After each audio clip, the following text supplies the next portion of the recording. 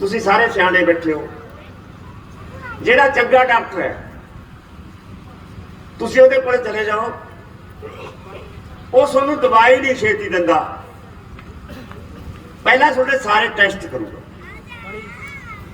ਵੱਡੇ ਹਸਪਤਾਲਾਂ 'ਚ ਅਕਸਰ ਇਹ ਹੁੰਦਾ, ਕੋਈ ਕਦੀ ਗੋਲੀ ਦਰਦ ਤੋਂ ਦੇਤੀ, ਹੋਰ ਕਿਸੇ ਤੋਂ ਦੇਤੀ, ਉਹਨੂੰ ਇਲਾਜ ਨਹੀਂ ਕਿਹਾ ਜਾਂਦਾ, ਫਸਟ ਏਡ ਕਿਹਾ ਜਾਂਦਾ।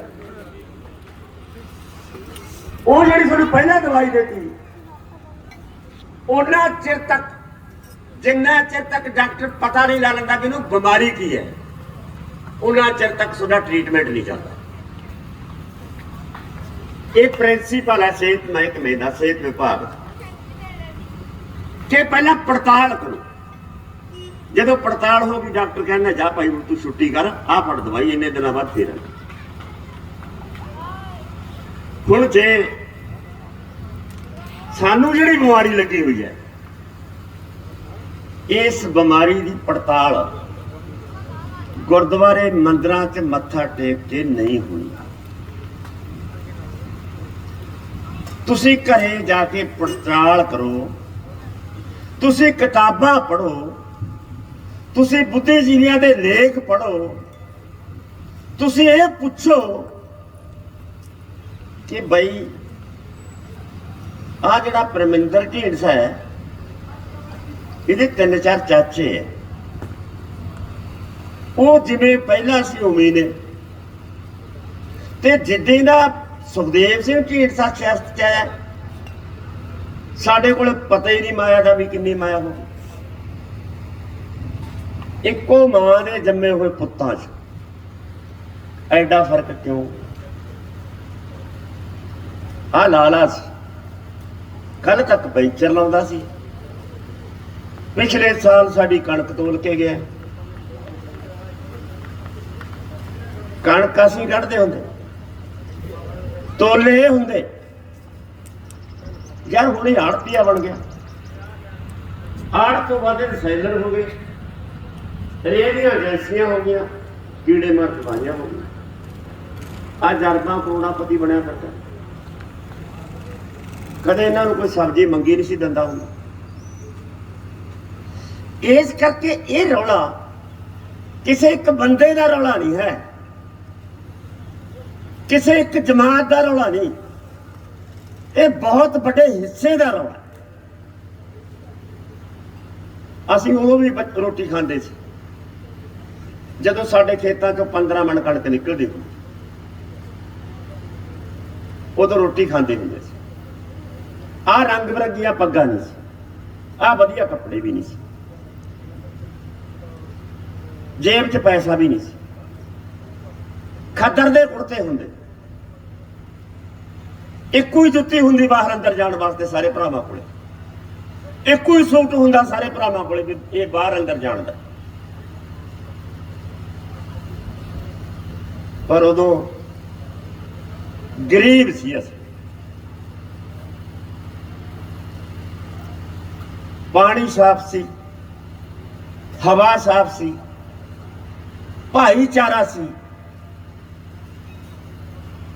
ਘਰਾਂ 'ਚ ਦੁੱਧ ਘਿਓ ਵਾਧੂ, ਮਹਿਮਾਨਬਾਜ਼ੀ ਵਧੀਆ,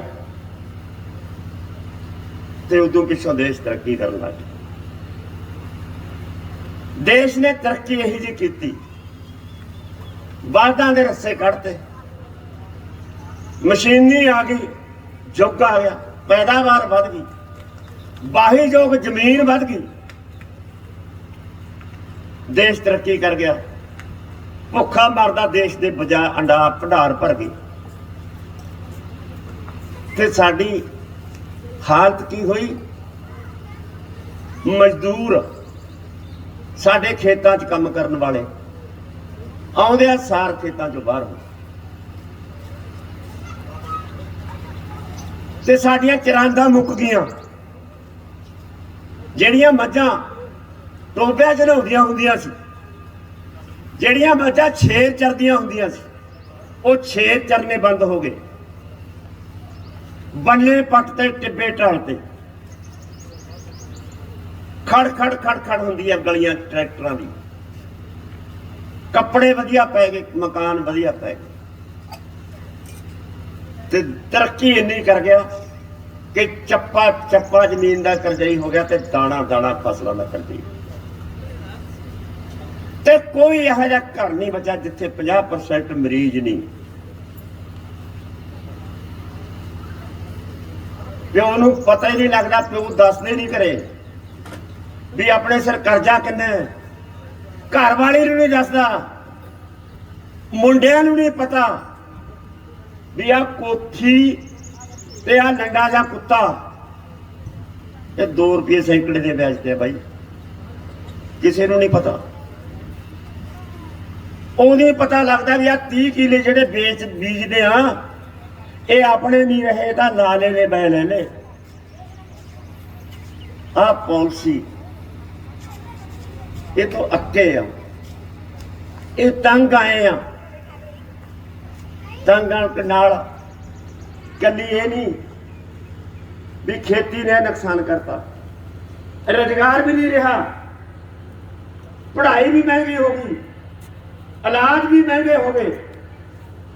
ਸਰਕਾਰੀ ਸਕੂਲਾਂ 'ਚੋਂ ਦਵਾਈਆਂ ਮੁੱਕ ਗਈਆਂ, ਸਰਕਾਰੀ ਹਸਪਤਾਲਾਂ 'ਚੋਂ, ਸਰਕਾਰੀ ਸਕੂਲਾਂ 'ਚੋਂ ਵਿੱਦਿਆ ਮੁੱਕ ਗਈ, ਪੜ੍ਹਾਈ ਮੁੱਕ ਗਈ, ਕਿਉਂਕਿ ਇੱਕ ਪਾਲਿਸੀ ਹੋਰ ਲਿਆਂਦੀ ਕਿ ਸਰਕਾਰੀ ਅਦਾਰੇ ਖੇਤੀ ਦਾ ਮੁਨਾਫਾ ਚੱਕਣ ਤੋਂ ਬਾਅਦ ਕਾਰਪੋਰੇਟਾਂ ਨੇ ਦੂਜਾ ਨਿਸ਼ਾਨਾ ਰੱਖਿਆ ਸੇਵਾਵਾਂ ਤੇ, ਜਿੱਥੋਂ ਇਹਨਾਂ ਨੂੰ ਸਸਤੀਆਂ ਸੇਵਾਵਾਂ ਮਿਲਦੀਆਂ ਨੇ।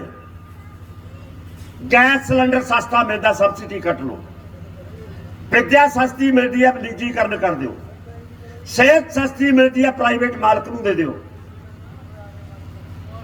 ਰੇਲਵੇ, ਬੰਦਰਗਾਹਾਂ, ਹਵਾਈ ਅੱਡੇ, ਬੱਸ ਅੱਡੇ, LIC, ਕੋਲੇ ਦੀਆਂ ਖਾਣਾ ਛੱਡੇ ਨਹੀਂ ਮਾਂ ਦੇ ਪੁੱਤਾਂ ਨੇ ਕੁਛ, ਤੇ ਸਾਰਾ ਕੁਝ ਕਾਰਪੋਰੇਟਾਂ ਦੇ ਹਵਾਲੇ ਕਰ। ਤੇ ਹੁਣ ਆ ਸਾਰੀਆਂ ਭੈਣਾਂ ਬੈਠੀਆਂ ਨੇ 2.5 ਸਾਲਾਂ ਦੇ ਬੱਚੇ ਨੂੰ ਰੋਂਦੇ ਰੋਂਦੇ ਨੂੰ ਪਾਣੀ ਦੇ ਕਾਸਲੇ 'ਚ ਪਟਾ ਦਿੰਦੇ ਨੇ, ਰੋਂਦੇ ਨੂੰ ਰੋਂਦੇ ਵੀ ਕੱਪੜੇ ਪਹਿਨ ਦਿੰਦੇ ਤੇ ਰੋਂਦੇ ਹੀ ਬੈਨ ਚੜਦਾ। ਬੈਨ ਦੇ ਆਉਣ ਤੋਂ ਪਹਿਲਾਂ ਸਾਰੇ ਕੰਮ ਛੱਡ ਕੇ ਬੈਨ ਨੂੰ ਡੀਕਣ ਨਹੀਂ ਹੁੰਦੀਆਂ ਭੈਣ। ਸਕੂਲ ਤੋਂ 2 ਘੰਟੇ ਪਹਿਲਾਂ, ਛੁੱਟੀ ਹੋਣ ਤੋਂ 2 ਘੰਟੇ ਬਾਅਦ ਬੱਚਾ ਘਰੇ ਵੜਦਾ। ਇਹ ਤਾਂ ਚੱਲ ਲਿਆ। 3 ਸਾਲ ਪਹਿਲੀ ਕਲਾਸ 'ਚ ਵੀ ਜਾਂਦਾ ਹੈ ਬੱਚਾ। ਨਰਸਰੀ ਐਲੀਜੀਬਲ ਵਾਲੇ ਬੀਜ ਪਤਾ ਨਹੀਂ ਕਿਹੜੇ ਕਿਹੜੇ ਕੀ ਨੇ ਉਹ। 20,000 ਰੁਪਇਆ ਫੀਸ, 40,000 ਰੁਪਇਆ ਫੀਸ, 12,000 ਰੁਪਇਆ ਬੈਨਾਂ ਦਾ ਕਿਰਾਇਆ। ਇਹ ਵੀ ਚੱਲ ਰਿਹਾ, ਖਰਚਾ ਵੀ ਚੱਲ ਰਿਹਾ, ਟਾਈਮ ਵੀ ਚੱਲ ਰਿਹਾ। +2 ਕਰਾਤੀ। +2 ਤੋਂ ਬਾਅਦ ਦੋਨੇ ਜੀ ਸੋਚਣ ਲੱਗ ਜਾਂਦੇ ਨੇ ਵੀ ਹੁਣੇ ਬੱਚੇ ਨੂੰ ਕਿੱਧਰ ਪਾਈਏ, ਰਾਹ ਨਹੀਂ ਦਿਖਦਾ। ਕਈ ਪੜ੍ਹੇ ਲਿਖੇ ਇਹ ਚੱਕਰ 'ਚ ਪੈ ਜਾਂਦੇ ਨੇ ਕਿ ਐਜੂਕੇਸ਼ਨ ਕਰਾ ਦਿਓ ਜੀ, ਹੋਰ ਹੁਸ਼ਿਆਰ ਹੈ ਬੱਚਾ, ਮੈਡੀਕਲ ਨਾ ਦਵਾ ਦਈਏ, ਨੌਨ ਮੈਡੀਕਲ ਦਵਾ ਦਈਏ। +2 'ਚ ਮੈਡੀਕਲ ਤੇ +2 ਮੈਡੀਕਲ ਦੇ ਤੋਂ ਨੰਬਰ ਲੈ ਗਿਆ। ਐਡਮਿਸ਼ਨ ਕਰਵਾਉਣ ਜਾਂਦੇ ਨੇ, ਜਦੋਂ ਜ਼ਿਕਰ ਹੋਇਆ ਪਿੱਛੇ ਕਰੋੜ ਰੁਪਇਆ ਡੋਨੇਸ਼ਨ ਰੱਖ, ਕਰੋੜ ਰੁਪਇਆ। ਪਰ ਤੁਹਾਡੇ ਨਾਲ ਲਿਹਾਜ਼ ਆ ਬਾਈ, ਤੂੰ ਪੰਜਾਬੀ ਹੈ, ਤੂੰ ਮੇਰੇ ਜ਼ਿਲ੍ਹੇ ਦਾ, ਮੇਰਾ ਗ੍ਰਾਈਂ ਹੈ, ਤੇਰੇ ਨਾਲ ਨਹੀਂ ਲਿਹਾਜ਼ ਹੈ ਵੀ 80 ਲੱਖ ਰੁਪਇਆ ਡੋਨੇਸ਼ਨ ਦਾ ਕਰਜ਼ਾ, ਮੈਂ ਤੇਰੇ ਬੱਚੇ ਨੂੰ ਐਡਮਿਸ਼ਨ ਦੇ ਦਿੰਦਾ।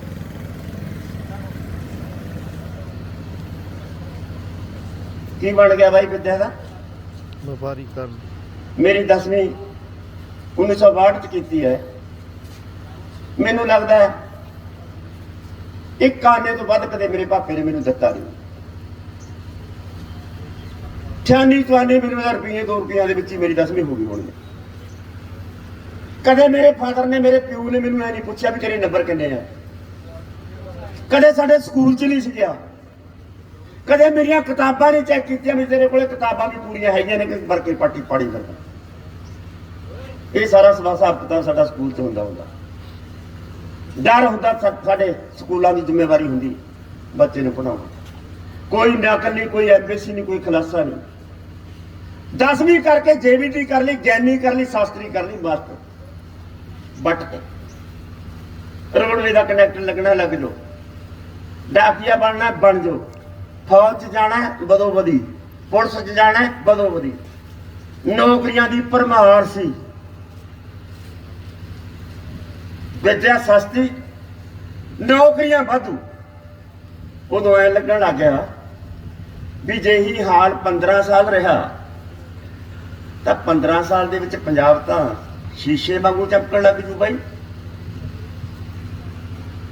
ਪੜ੍ਹਾਈ ਦਾ ਸਟੈਂਡਰਡ ਵਾਧੂ, ਸਕੂਲ ਵਾਲੇ ਹੋ ਜਾਣਗੇ, ਸਿਹਤ ਸੇਵਾਵਾਂ। ਰਜਿੰਦਰਾ ਹਸਪਤਾਲ ਹੁੰਦਾ ਉਦੋਂ ਸ਼ੁਰੂ ਖੁੱਲ੍ਹਿਆ, 54% ਲੱਗਦੀ ਹੁੰਦੀ, 54 25 ਪੈਸੇ ਦੀ ਪਰਚੀ ਕਟਾ ਕੇ ਵਾਰਸ ਨੂੰ ਘਰ ਨੂੰ ਭੇਜ ਦਿੰਦੇ ਵੀ ਤੂੰ ਜਾ, ਤੇਰਾ ਕੋਈ ਕੰਮ ਨਹੀਂ। ਨਰਸਾਂ ਨੇ ਦਵਾਈ ਦੇਣਾ, ਨਰਸਾਂ ਨੇ ਪੇਸ਼ੈਂਟ ਨੂੰ ਸਾਹਮਣਾ। ਮਹੀਨੇ 2 ਮਹੀਨੇ ਬਾਅਦ ਛੁੱਟੀ ਹੋ ਜਾਂਦੀ, ਠੀਕ ਹੋ ਕੇ ਆਪਰੇਸ਼ਨ ਕਰਾ ਕੇ ਬੁੱਢਾ ਘਰੇ ਆ ਜਾਂਦਾ। ਇਹ 1964 ਦੀਆਂ ਗੱਲਾਂ ਨੇ ਬਾਈ। ਤੇ ਤਰੱਕੀ ਮੁਲਕ ਇੰਨਾ ਕਰ ਗਿਆ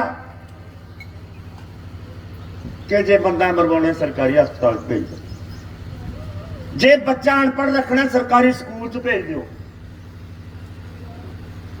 ਜੇ ਟਾਈਮ ਸਿਰ ਨਹੀਂ ਜਾਣਾ ਰੋਡਵੇਜ਼ ਦੀ ਬੱਸ 'ਚ ਚੜ੍ਹ ਜਾਓ, ਜੇ ਨੰਬਰ ਠੀਕ ਨਹੀਂ ਲੈਣੇ ਪਟਵਾਰੀ ਨੂੰ ਪੈਸੇ ਨਾ ਦਿਓ, ਜੇ ਝੂਠੇ ਪਰਚੇ ਪਵਾਉਣੇ ਨੇ ਤਾਂ ਪੁਲਿਸ ਨਾਲ ਬਣਾ ਕੇ ਨਾ ਰੱਖਿਓ।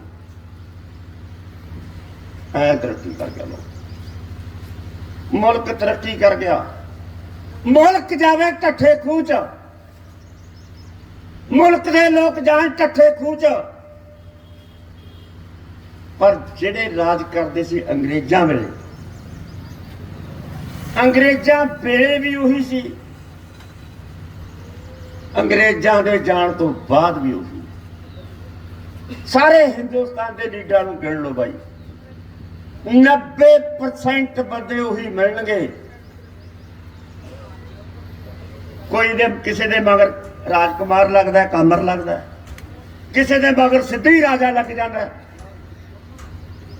ਕੋਈ ਦਲਾਲ ਹੈ, ਕੋਈ ਗਦਾਰ ਹੈ ਲੋਕਾਂ ਦਾ। ਉਹ ਲੋਕਾਂ ਦੀ ਸੱਤਾ ਦੇ ਉੱਤੇ ਕਬਜ਼ ਨੇ। ਤੇ ਉਹੀ ਪਾਲਸੀ ਜਿਹਦੇ ਵਿੱਚ 1947 ਦੇ ਦਹਾਕੇ ਤੋਂ ਲੈ ਕੇ 1957 ਤੱਕ 2 ਦਹਾਕੇ ਇੱਕ ਚੇਂਜ ਆਈ ਸੀ ਦੁਨੀਆ ਦੀਆਂ ਹਾਲਤਾਂ ਦੇ ਮੁਤਾਬਕ। ਸਮਾਜਵਾਦੀ ਕੈਂਪ ਦੀ ਚੇਂਜ। ਜਿੰਨਾ ਚਿਰ ਤੱਕ ਉਹ ਕੈਂਪ ਖਤਮ ਨਹੀਂ ਹੋਇਆ ਉਹਨਾਂ ਚਿਰ ਕੁਛ ਨਾ ਕੁਛ ਸਹੂਲਤਾਂ ਤੁਹਾਨੂੰ ਮਿਲਦੀਆਂ ਰਹੀਆਂ। ਜਦੋਂ ਇਹ ਕੈਂਪ ਤੇ ਸਰਦੋ ਕੈਂਪ ਦੀ ਸਮਾਪਤੀ ਹੋ ਗਈ, ਭੋਗ ਪੈ ਗਿਆ, ਅਮਰੀਕਾ ਦੀ ਸਿੱਧੀ ਸਰਦਾਰੀ ਹੋ ਗਈ, ਕੁੱਲ ਸਹੂਲਤਾਂ ਚਲੀਆਂ ਗਈਆਂ ਬਾਈ। ਸੂਜੀ ਖਾਲਾਂ ਦੇ ਵਿੱਚੋਂ ਪੀਂਦੇ ਸੀ ਜਿਹੜਾ ਪਾਣੀ, ਉਹ ਪਾਣੀ ਜ਼ਹਿਰੀਲਾ ਨਹੀਂ। ਘਰਾਂ ਚੋਂ ਹੱਥਾਂ ਨਾਲ ਗੇੜਨ ਵਾਲੇ ਨਲਕੇ ਵੀ ਖਤਮ। 3 ਦੀਆਂ 5 ਦੀਆਂ 10 ਦੀਆਂ 15 ਦੀਆਂ ਮੋਟਰਾਂ ਵੀ ਖਤਮ। DT 14 ਵਰਗੇ ਆਸ਼ੇ ਵਰਗੇ ਟਰੈਕਟਰ ਵੀ ਖਤਮ। ਛੋਟੀ ਇੰਡਸਟਰੀ ਵੀ ਖਤਮ, ਛੋਟਾ ਕਾਰੋਬਾਰ ਵੀ ਖਤਮ, ਛੋਟੀ ਖੇਤੀ ਵੀ ਖਤਮ, ਹੁਣ ਤਾਂ ਵੱਡੀ ਵੀ ਖਤਮ। ਮੁਲਕ ਬਹੁਤ ਤਰੱਕੀ ਕਰ, ਬਹੁਤ ਡਿਵੈਲਪਮੈਂਟ ਹੋ ਗਈ ਮੁਲਕ ਦੀ। ਕਿਉਂਕਿ ਭਾਈ ਜਿੰਨਾ ਚਿਰ ਜਦੋਂ ਬਿਜਲੀ ਬੋਰਡ ਸਰਕਾਰੀ ਸੀ, ਇਹਦਾ ਪਲਾਟ ਚੱਕਣ ਦੇ ਪੈਸੇ ਮੰਗ ਲੈਂਦੇ ਆ, ਬਿਜਲੀ ਤਾਂ ਆਉਂਦੀ ਨਹੀਂ, ਇਹਦਾ ਗ੍ਰਿਡਾਂ 'ਚ ਦਾਰੂ ਪੀਂਦੇ ਆ। ਪਤਾ ਭਾਈ ਜੇ ਗੁਰਦੁਆਰੇ ਦਾ ਗ੍ਰੰਥੀ ਚੰਗਾ ਨਹੀਂ ਤਾਂ ਇਹਦਾ ਨਹੀਂ ਮੰਨ ਲੈਣਾ ਚਾਹੀਦਾ ਵੀ ਗੁਰਦੁਆਰਾ ਮਾੜਾ ਹੋ ਗਿਆ। ਜੇ ਤੁਹਾਡੇ ਦਫ਼ਤਰਾਂ ਦੇ ਵਿੱਚ ਕੰਮ ਦਰੁਸਤ ਨਹੀਂ ਹੁੰਦਾ ਤਾਂ ਕੰਮ ਦਰੁਸਤ ਕਰਾਓਗੇ ਕਿ ਉਹ ਸਰਕਾਰੀ ਦਫ਼ਤਰ ਨੂੰ ਪ੍ਰਾਈਵੇਟ ਬਾਣੀ ਨੂੰ ਵੇਚ ਦੋਗੇ ਬਾਈ ਤੁਸੀਂ। ਇਹ ਗੱਲਾਂ ਦਾ ਪ੍ਰਚਾਰ ਕਰਕੇ ਕਿ ਸਰਕਾਰੀ ਸਕੂਲਾਂ 'ਚ ਤਾਂ ਵਿੱਦਿਆ ਨਹੀਂ ਹੁੰਦੀ, ਪੜ੍ਹਾਉਂਦੇ ਹੀ ਨਹੀਂ। ਕੀ ਮਜਾਲ ਹੈ ਬਾਈ? ਜੇ ਸਰਕਾਰ ਚਾਹੇ ਵੀ ਐ ਕਰਿਓ 9 ਵਜੇ ਸਾਰੇ ਮਾਸਟਰ ਸਕੂਲ 'ਚ ਚਾਹੀਦੇ ਨੇ, ਜੇ 9 ਵਜੇ ਨਾ ਇਹ ਟਰਮੀਨੇਟ ਕਰ ਦਿਆਂਗੇ, ਕਿਹਦੀ ਮਜਾਲ ਹੈ ਬਾਈ? ਕੋਈ ਆਵੇ ਨਾ। ਜਿੰਨੇ ਤੁਸੀਂ ਬੈਠੇ ਹੋ ਮੈਨੂੰ ਐ ਦੱਸੋ, ਆਪਣੀ ਕੋਰਟਾਂ 'ਚ ਪੇਸ਼ੀ ਪੈਂਦੀ ਹੈ, ਕਦੇ ਲੇਟ ਹੋਇਓ? ਧੁੰਦ ਹੋਵੇ, ਮੀਂਹ ਹੋਵੇ, ਤੁਹਾਨੂੰ ਪਤਾ ਵੀ ਜੱਜ ਚੱਕ ਕੇ ਅੰਦਰ ਕਰ ਦੋ। ਡਰ ਹੈ। ਜੇ ਭਲਾ ਤੁਹਾਨੂੰ ਡਰ ਨਾ ਹੋਵੇ 15 ਪੇਸ਼ੀਆਂ ਤੁਸੀਂ ਨਹੀਂ ਜਾਂਦੇ, ਅਸੀਂ ਸਰਕਾਰੀ ਮਾਸਟਰ ਕਿਉਂ ਆਉਣਗੇ ਬਾਈ?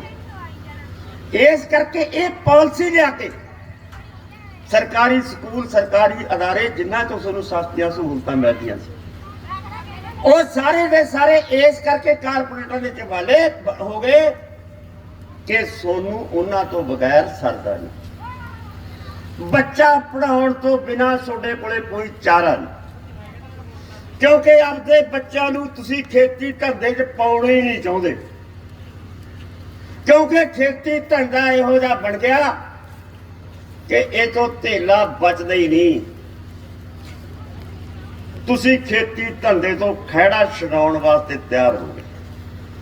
ਇਹ ਮਾਨਸਿਕਤਾ ਆਪੇ ਨਹੀਂ ਬਣੀ, ਇਹ ਹਾਕਮਾਂ ਨੇ ਬਣਾਈ ਹੈ।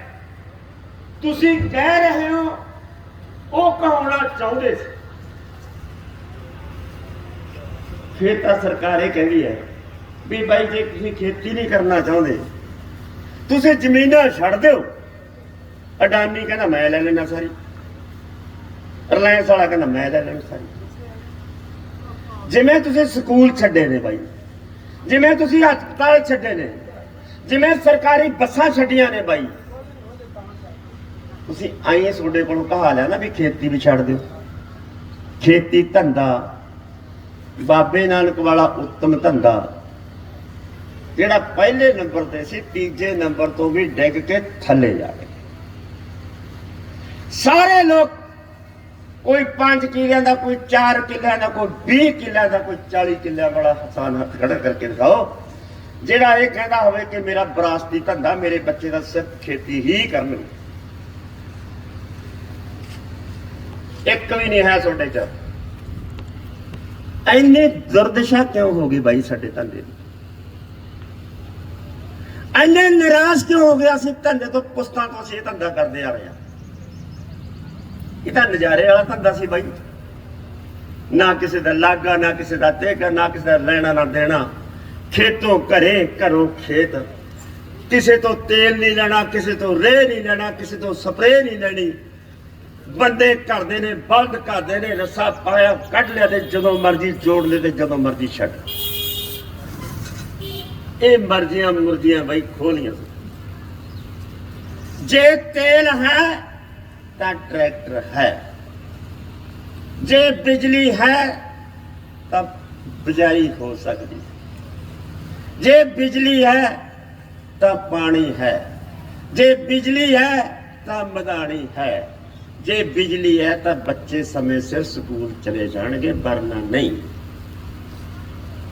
ਇਹ ਕਾਰਪੋਰੇਟ ਦੀਆਂ ਦਿੱਤੀਆਂ ਹੋਈਆਂ ਚੀਜ਼ਾਂ ਤੇ ਤੁਹਾਡੀ ਜ਼ਿੰਦਗੀ ਨੂੰ ਆਮਲੀ ਬਣਾ ਕੇ, ਤੁਹਾਨੂੰ ਉਹਨਾਂ ਨਾਲ ਜੋੜ ਕੇ, ਤੁਹਾਡੀ ਇਸ ਕਮਜ਼ੋਰੀ ਨੂੰ ਬੁੱਝ ਕੇ ਇੱਕ ਬਣਾਈ ਹੋਈ ਪਾਲਿਸੀ ਦੇ ਮੁਤਾਬਕ ਵੱਡੇ ادارے ਕਾਰਪੋਰੇਟਾਂ ਦੇ ਹਵਾਲੇ ਕਰ। ਅੱਜ ਮਰਜ਼ੀ ਹੈ ਸਰਕਾਰ ਦੀ ਕਿ ਬਿਜਲੀ 20 ਰੁਪਏ ਯੂਨਿਟ ਦੇਵੇ, ਭਾਵੇਂ 10 ਰੁਪਏ ਯੂਨਿਟ। ਆ ਬੈਠੀਆਂ ਨੇ ਭੈਣਾਂ, 350 ਦਾ ਜਿਹੜਾ ਸਿਲੰਡਰ ਸੀ ਅੱਜ 1000 ਦਾ ਹੋ ਗਿਆ। ਚਰਚਾ ਵੀ ਇਹ 2100-2200 ਤੱਕ ਵੀ ਹੋਊਗਾ।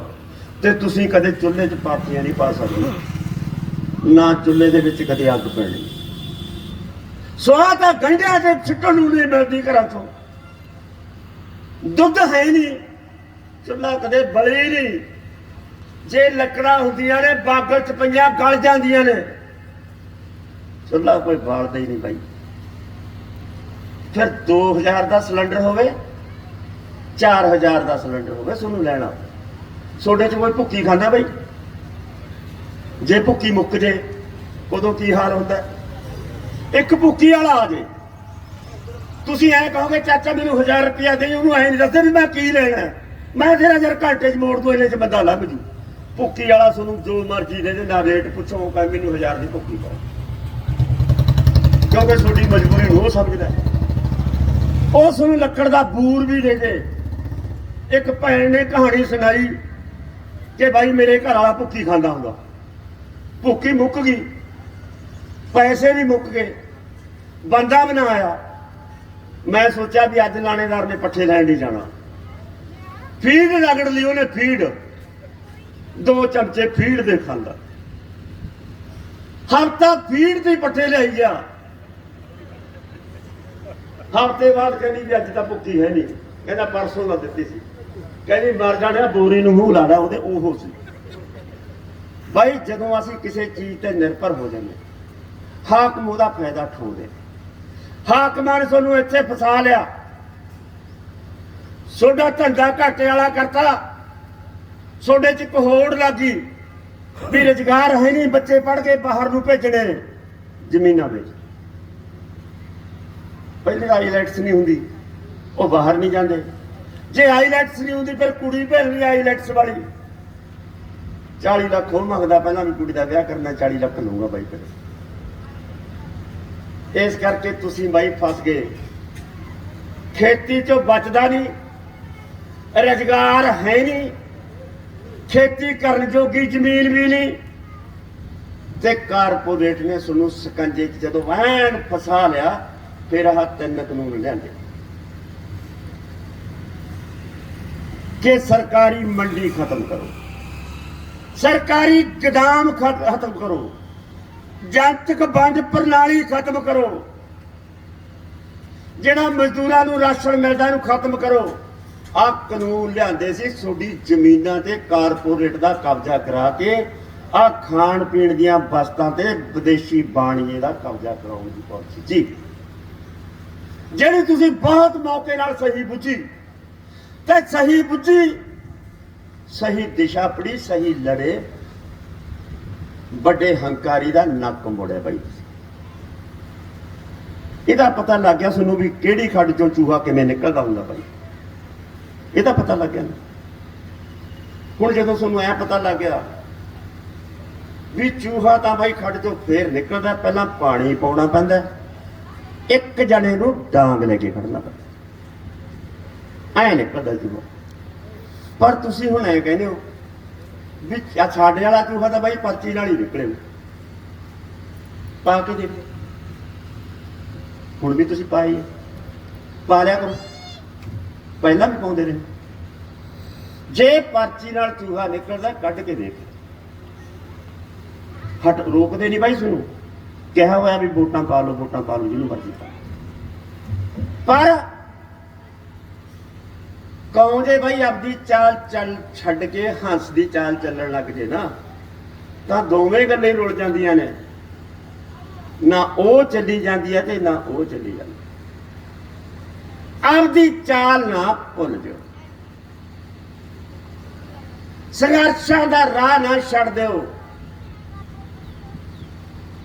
ਯਾਦ ਰੱਖਿਓ ਇਹ ਗੱਲ ਕਿ ਸਰਕਾਰਾਂ ਤੋਂ ਨਾ ਚਾਹ ਕਰੋ, ਆਪਣੀ ਰਾਖੀ ਆਪ ਕਰੋ।